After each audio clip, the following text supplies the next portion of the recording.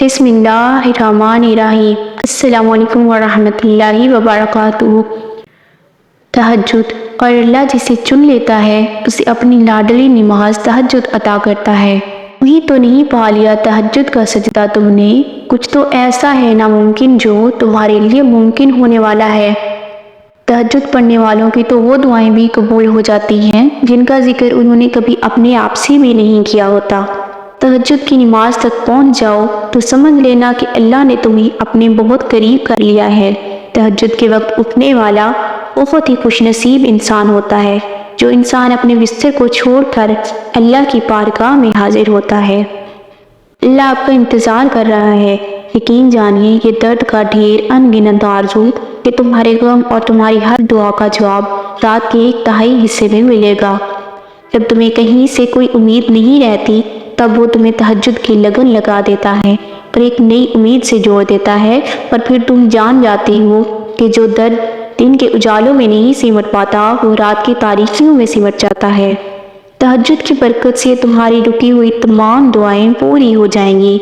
तहज्जुद की दुआओं के लिए तो 7 आसमानों के पर्दे उठा दिए जाते हैं, तो फिर अल्लाह ऐसे मोजज़े करता है जो ना कभी ज़मीन वालों ने देखे होते हैं और ना आसमान वालों ने। जिस चीज़ की तलब अगर तुम्हें तहज्जुद के करीब ले आई है तो वो चीज़ अल्लाह कभी अधूरी ना छोड़ेगा, वो नवाज के ही रहेगा। ला हासिल ख्वाहिशें, अधूरे किस्से, नामुकम्मल ख्वाब, कुछ भी नामुमकिन नहीं रहता जब बात तहज्जुद की दुआओं पे आती है। तहज्जुद का बुलावा फर्श से नहीं अर्श से आता है। तहज्जुद का सजदा उसे ही नसीब होता है जिसे रब चाहता है। तहज्जुद के नफल बड़े प्यारे होते हैं, इधर इल्तिजाएं उधर कबूलियत, इधर सजदे उधर मोजज़े। तहज्जुद की नमाज क्यों पढ़नी चाहिए? नामुमकिन का मुमकिन हो जाना, अल्लाह ताला का फेवरेट बनना, अल्लाह के करीब हो जाना। तहज्जुद की नमाज से इंसान दुनिया की मोहब्बत से बचता है। तहज्जुद अल्लाह की लाडली इबादत है, तो सोचो पढ़ने वाला कितना अल्लाह ताला को अजीज होगा। कहानी तहज्जुद तक पहुंच जाती है, फिर वो कभी अधूरी नहीं रहती। चाहत से नसीब तक का जो फासला है वो बस एक दुआ है। तहज्जुद में बहने वाले हर आंसू अल्लाह से उन कहने की सिफारिश करता है।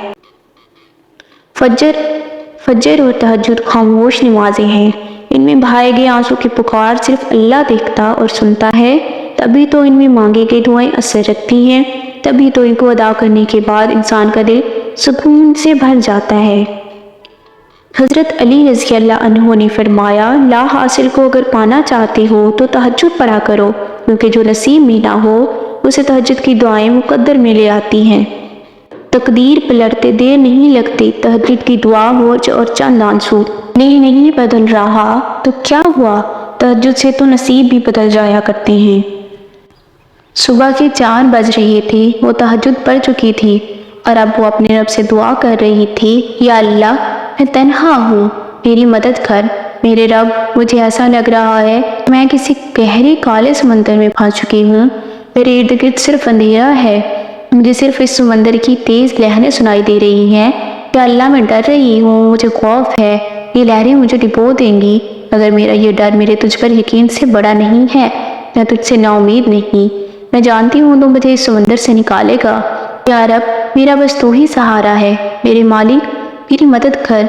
वो रोती हुई सजदे में गिर गई और उसकी सिसकियां बता रही थी कि उसकी दुआ अर्श तक पहुंच गई है। कभी कभार ऐसा भी होता है कि जब हम जाए नमाज पर अल्लाह से मांगने के लिए बैठते हैं, ना आंखों से आंसू निकल पाते हैं और ना ही जुबान से कोई भी दुआ लफ्ज़ों की शक्ल में कही जाती है।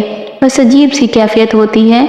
दिल तो तब चीख कर कह रहा होता है कि या अल्लाह, अब आपकी कौन की ज़रूरत है, लेकिन लब उस दर्द को बयान करने से कासिर होते हैं। और पता है उस लम्हे तुम्हारी अल्लाह से नहीं, तुम्हारे दिल की अल्लाह से गुफ्तगू होती है।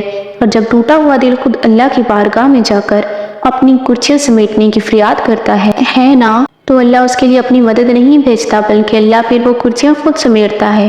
अल्लाह तब वसीले नहीं बनाता उसके लिए, बल्कि अल्लाह खुद उसका वसीला बन जाता है। तुम्हारी यह खामोशी अल्लाह के यहाँ बहुत शोर का शोर मचा देती है।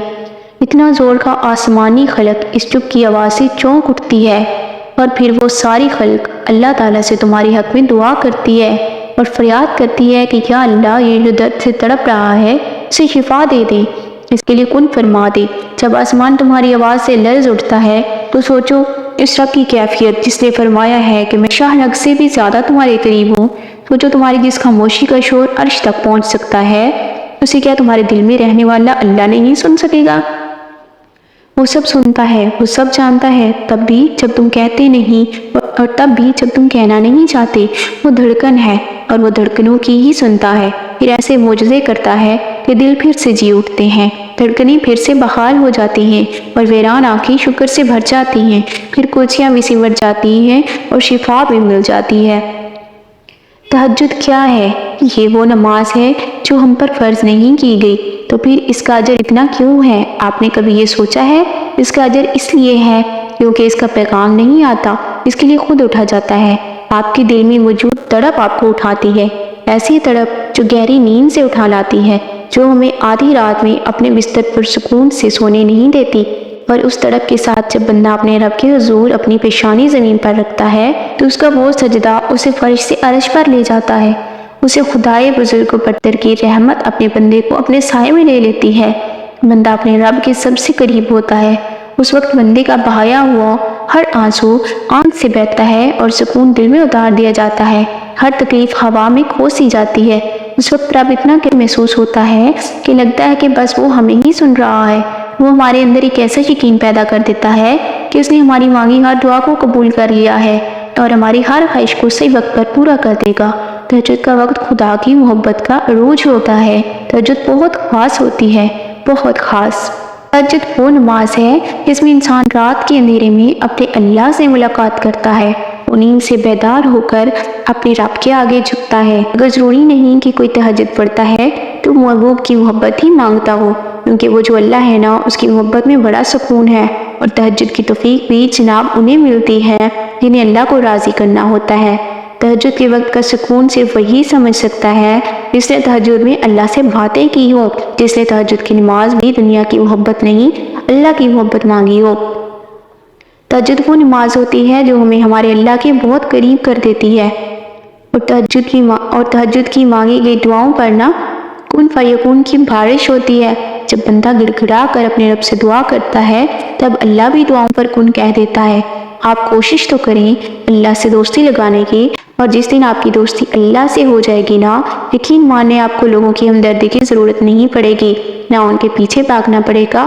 اس لیے نماز پڑھو، تہجد پڑھو اور اپنے اللہ سے دوستی کر لو۔